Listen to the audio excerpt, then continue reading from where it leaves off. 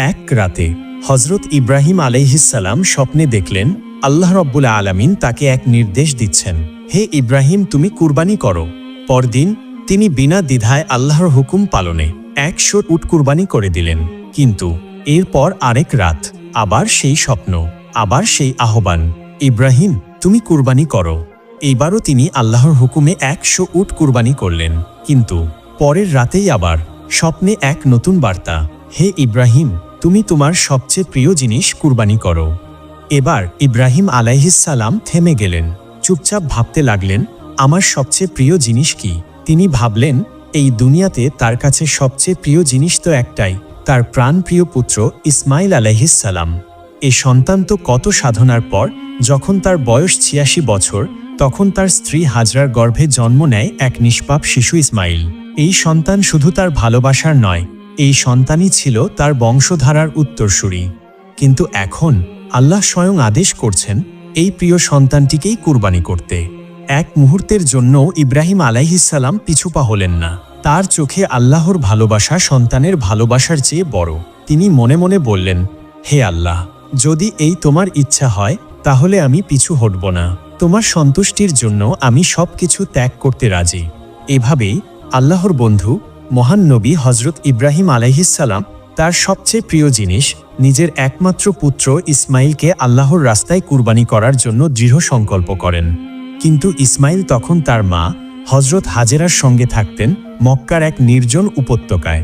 হজরত ইব্রাহিম আলাইহিসসালাম তাদের সাথে নিয়মিত দেখা করতেন না, যোগাযোগ ছিল খুবই কম।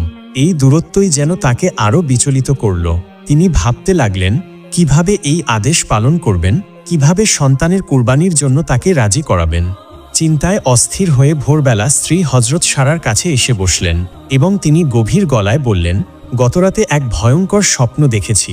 আমি যেন আমার প্রিয় সন্তান ইসমাইলকে কুরবানি করছি। আমি জানি এটি স্বপ্নমাত্র নয়, এটি আল্লাহর পক্ষ থেকে আসা এক স্পষ্ট নির্দেশ।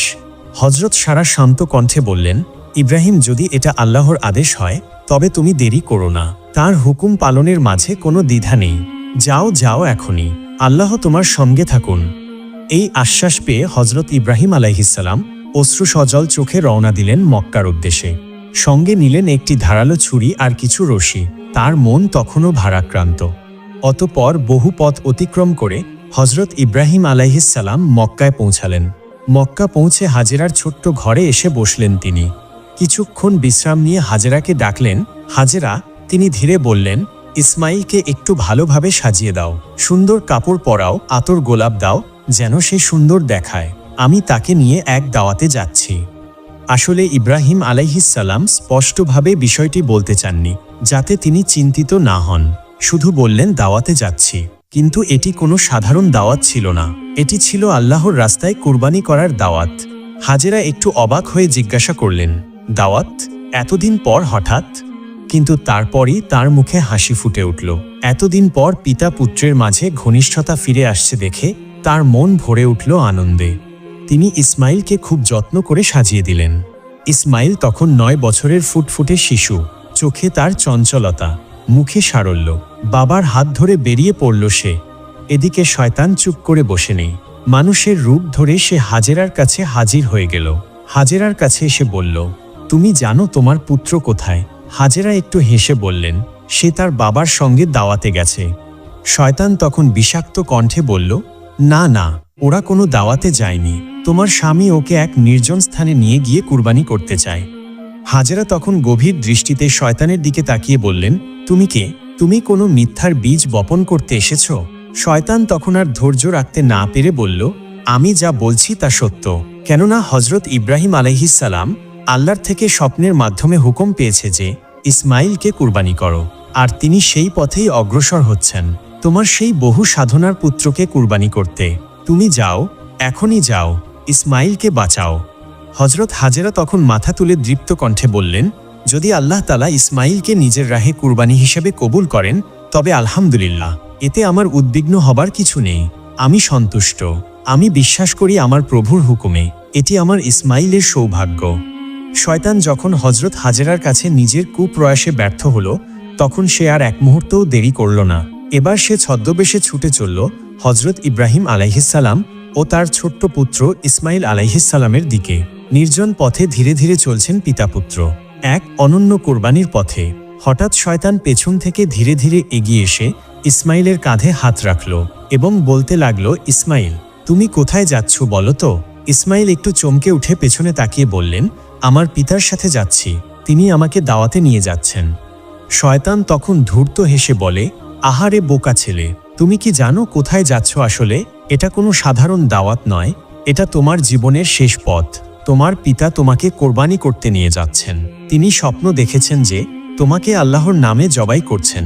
ইসমাইল কিছুক্ষণ স্তব্ধ থাকে, তারপরেই সে বলে ওঠে, যদি আমার প্রভু আমার আল্লাহ আমাকে কোরবানি হিসেবে কবুল করে নেন, তবে এর চেয়ে বড় সৌভাগ্য আর কি হতে পারে? আমি তৃপ্ত, আমি গর্বিত, এতে আমার কোনো আপত্তি নেই। তারপর সে পিতার দিকে ফিরে জিজ্ঞেস করল, পিতা, পেছন থেকে কেউ একজন আমাদের যাওয়ার পথে বাধা সৃষ্টি করছে। হজরত ইব্রাহিম আলাইহিসসালামের চোখে তখন অশ্রু। তিনি ধীরে বলেন, ও আমার ইসমাইল, ওটা শয়তান, সে চায় আমাদের ভরসা আল্লাহর প্রতি না থাকে। তুমি ওকে পাত্তা দিও না, বরং পাথর তুলে ওর দিকে নিক্ষেপ করো। অতপর পিতার হুকুমে হজরত ইসমাইল আলাইহিসসালাম মাটি থেকে পাথর তুলে শয়তানের দিকে নিক্ষেপ করতে লাগল।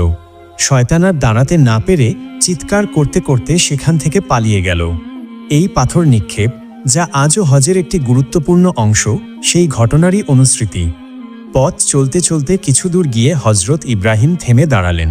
তারপর গভীরভাবে ছেলের দিকে তাকিয়ে বললেন, বেটা, আমি স্বপ্নে দেখেছি তোমাকে আল্লাহর নামে কুরবানি করছি। এটা আমার কোনো সিদ্ধান্ত নয়, এটা স্বয়ং আল্লাহর পক্ষ থেকে নির্দেশ। তাই আমি দোটানায় পড়ে গিয়েছিলাম। বলো, তোমার কি মত? ইসমাইল তখন মাথা উঁচু করে বলল, পিতা, আপনি যা আদিষ্ট হয়েছেন তা করুন, আমি প্রস্তুত। ইনশাআল্লাহ আপনি আমাকে ধৈর্যশীলী পাবেন। অবশেষে হজরত ইব্রাহিম আলাইহিসসালাম ও তার প্রিয় পুত্র হজরত ইসমাইল আলাইহিসসালাম চলতে চলতে পৌঁছালেন সেই পবিত্র স্থানে, যেখানে আজকে মিনা বাজার নামে পরিচিত। হজ পালনকারীরা এখানেই আল্লাহর সন্তুষ্টির জন্য কুরবানি করে থাকেন। হজরত ইব্রাহিম আলাইহিসসালাম স্নেহ ভরে ছেলের দিকে তাকালেন। তারপর আবারও তাকে জিজ্ঞেস করলেন, বেটা, বলো তো, এখনো তোমার কোনো দ্বিধা আছে কি? আমি আবারও জিজ্ঞেস করছি, তুমি কি বলো? ইসমাইল আলাইহিসসালাম শান্ত কণ্ঠে উত্তর দিলেন, পিতা, আপনি ভাবছেন কেন? আমার যদি 1000 জীবনও থাকত, আমি সবগুলোই আল্লাহর পথে উৎসর্গ করতাম। আপনি নিশ্চিন্তে স্বপ্নের নির্দেশ বাস্তবায়ন করুন। এতে দুঃখ বা আপত্তির কিছু নেই, বরং এ তো শুকরিয়া আদায় করার বিষয়। আল্লাহ আমাকে বেছে নিয়েছেন, এ যে কত বড় সৌভাগ্য। হজরত ইব্রাহিম আলাইহিসসালামের চোখ ছলছল করে উঠল। তিনি নিজেকে সামলে নিয়ে বললেন, সত্যিই ইসমাইল, তুমি আমার জন্য এক অমূল্য নেয়ামত। 4 রাত ধরে একই স্বপ্ন দেখছি, তোমাকে কুরবানি করছি। প্রথমে ভেবেছিলাম এটা হয়তো ভ্রান্তি, তাই বহু উট আল্লাহর নামে কুরবানি করেছি। কিন্তু এখন নিশ্চিত হয়েছি আল্লাহর নির্দেশ তোমাকেই কুরবানি করতে হবে। ইসমাইল আলাইহিসসালাম বললেন, আলহামদুলিল্লাহ, আল্লাহর এমন নির্দেশ পেয়ে আমি সম্মানিত বোধ করছি। আপনি দেরি করবেন না, আপনি আমাকে আল্লাহর নামে কুরবানি করুন।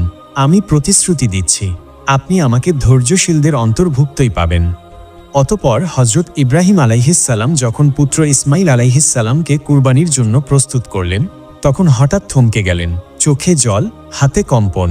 তিনি পুত্রের মুখের দিকে চাইলেন এবং ধীরে ধীরে বললেন, ইসমাইল, এই কাজ আমি কিভাবে করব? আমি কেমন করে আমারই হৃদয়কে নিজ হাতে জবাই করব? পুত্র ইসমাইল তখন পিতাকে সান্ত্বনা দিয়ে বললেন, পিতা, আপনি আল্লাহর নির্দেশ পালন করছেন। এই কাজ যদি আপনার হাতে দুঃসাধ্য মনে হয়, তাহলে আমি কিছু পরামর্শ দিচ্ছি। প্রথমে আপনি আমার হাত ও পা শক্ত করে বেঁধে দিন, যাতে আমি অনিচ্ছায় নড়ে না যাই কিংবা আপনার হাতে কোনো বাধা না আসে। আরও একটা অনুরোধ আছে পিতা, আমাকে কাত করে শুইয়ে দিন, যাতে আপনি আমার মুখ দেখতে না পান। আপনার হৃদয় যেন দুর্বল না হয়। ইসমাইল আলাইহিসসালাম আবার বললেন, পিতা, আমার একটি শেষ অনুরোধ। আমার রক্তে রঞ্জিত জামাগুলো আমার আম্মার হাতে পৌঁছে দিবেন। তিনি যখন এগুলো দেখবেন, তখন যেন অন্তত জানতে পারেন যে তার ছেলেকে আল্লাহর রাস্তায় কুরবানি করা হয়েছে। এতে তার অন্তর কিছুটা হলেও শান্তি পাবে, কেননা আমি তার একমাত্র সন্তান। আমার পর আর কেউ নেই যার মুখ দেখে তিনি শান্তি পাবেন। এই কথা শুনে হজরত ইব্রাহিম আলাইহিসসালাম কেঁদে ফেললেন, কিন্তু সাথে সাথেই নিজেকে সামলে নিলেন। তিনি আস্তিন থেকে একটি রশি বের করে এনে সন্তানের হাত পা বেঁধে দিলেন। এরপর ধীরে ধীরে ইসমাইল আলাইহিসসালামকে কাত করে শুইয়ে দিলেন। তারপর আস্তিন থেকে ধারালো ছুরিটি বের করলেন। তারপর বিসমিল্লাহি আল্লাহু আকবার বলেই ছুরিটি চালালেন প্রিয় সন্তানের গলদেশে। কিন্তু আশ্চর্য, ছুরি কাটছেই না। এমন ধারালো ছুরি, অথচ গলায় চালানো হয়েছে, কোনো রক্ত নেই, কোনো চামড়া কাটা যাচ্ছে না। হজরত ইব্রাহিম আলাইহিসসালাম যেন হতভম্ব, আবার জোরে জোরে রগড়ালেন, কিন্তু না, কিছুই হলো না। ইসমাইল আলাইহিসসালাম নিজ থেকে বললেন, পিতা, আপনি হয়তো যথেষ্ট জোর দিচ্ছেন না, ছুরির ধারালো দিকটা আমার গলার উপরে শক্ত করে চেপে ধরুন, হয়তো এভাবেই আল্লাহর নির্দেশ সফল হবে। হজরত ইব্রাহিম আলাইহিসসালাম পুত্র ইসমাইল আলাইহিসসালামের উপদেশ মতো তাকে কাঁধ করে শুইয়ে দিয়েছিলেন। এরপর আবার ছুরিটি হাতে নিলেন। এবারও তিনি বললেন, বিসমিল্লাহি আল্লাহু আকবার। সাহস করে ছুরি চালালেন পুত্রের গলদেশে। কিন্তু ছুরির ধারালো মাথা এবারও কোনো কাজ করল না, চামড়ায় ঢুকল না একটুও। হজরত ইব্রাহিম আলাইহিসসালামের ধৈর্য এবার ভেঙে পড়ল। তিনি রাগে ক্ষোভে ছুরিটি ছুঁড়ে দিলেন মাটিতে। আর বলতে লাগলেন, এই ছুরি কেন চলল না?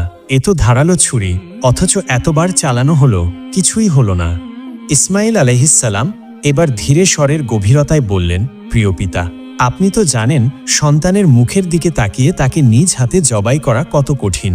হয়তো আল্লাহ তাআলা সেই কষ্ট দেখে আপনার উপর দয়া করছেন, হয়তো তিনি চান আপনি আমার চেহারা না দেখেই এই কাজটি সম্পন্ন করুন।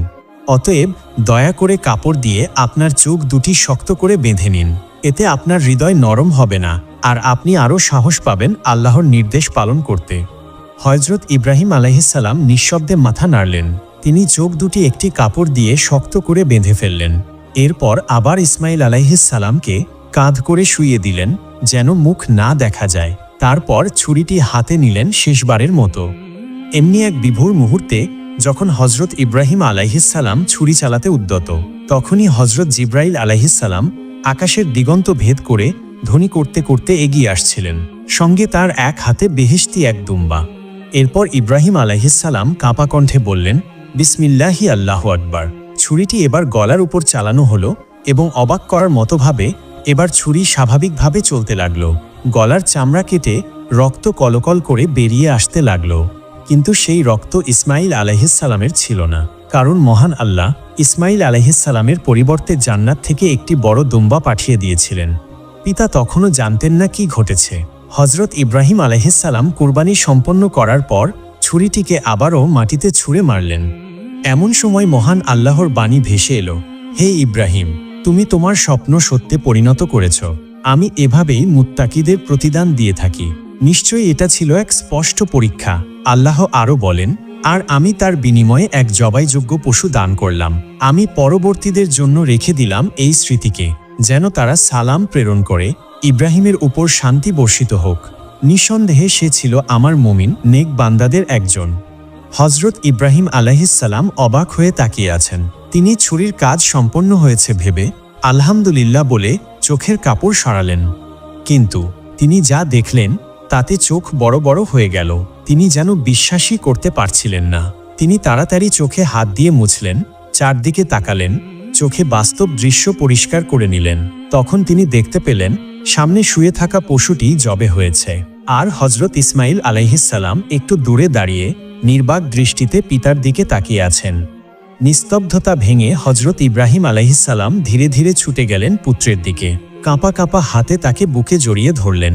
দুজনেই কান্নায় ভেঙে পড়লেন। অতঃপর ইব্রাহিম আলাইহিসসালাম ও তার প্রিয় পুত্র ইসমাইল একত্রে দাঁড়িয়ে গেলেন, শুকরগুজারি, বিনয় ও ভালোবাসায় পূর্ণ এক নামাজ আদায় করতে। হৃদয় জুড়ে ছিল আল্লাহর প্রশংসা, চোখে ছিল কৃতজ্ঞতার অশ্রু। নামাজ শেষে তারা কিছুটা নীরব হয়ে দাঁড়িয়েছিলেন। ঠিক তখনই আকাশ জুড়ে এক অপার্থিব আলো ছড়িয়ে পড়ল, আর সেই আলো ভেদ করে অবতরণ করলেন হযরত জিবরাইল আলাইহিসসালাম। তার কণ্ঠে প্রতিধ্বনিত হচ্ছিল, আল্লাহু আকবার, আল্লাহু আকবার, লা ইলাহা ইল্লাল্লাহু, আল্লাহু আকবার। এই আওয়াজে আকাশ বাতাস যেন কেঁপে উঠল। তিনি এগিয়ে এসে হযরত ইব্রাহিমের নিকট দাঁড়ালেন। তার মুখমণ্ডলে ছিল প্রশান্তি, কণ্ঠে ছিল স্নিগ্ধতা ও গাম্ভীর্য। বললেন, হে আল্লাহর খলিল, আপনার প্রতি আল্লাহ তাআলার সালাম এবং প্রশংসা রইল। তিনি আপনাকে এই বার্তা পাঠিয়েছেন, হে ইব্রাহিম, তুমি স্বপ্নে যা দেখেছিলে তা বাস্তবায়ন করেছ। তুমি উত্তীর্ণ হয়েছ আমার দেয়া কঠিন পরীক্ষায়। নিঃসন্দেহে এটি ছিল এক মহা পরীক্ষা। আমি এভাবেই পুরস্কৃত করি আমার সৎ, ধৈর্যশীল ও ত্যাগশীল বান্দাদের। আমি তোমার পুত্রের বদলে একটি জান্নাতি পশু দান করলাম, যাতে সে নিরাপদে রয়ে যায় এবং তোমার কুরবানি পূর্ণতা পায়। পুত্রের স্থানে পশু কুরবানি, এটাই এখন থেকে মানবজাতির জন্য আমার নিয়ম রইল। পুত্রের ভালোবাসা পরীক্ষা করে তুমি প্রমাণ করেছ যে আমার প্রতি তোমার ভালোবাসা শ্রেষ্ঠ। আর আমি তোমাকে আরও এক পুত্র সন্তানের সুসংবাদ দিচ্ছি। তার নাম হবে ইসহাক। সেও হবে আমার প্রেরিত নবীদের একজন।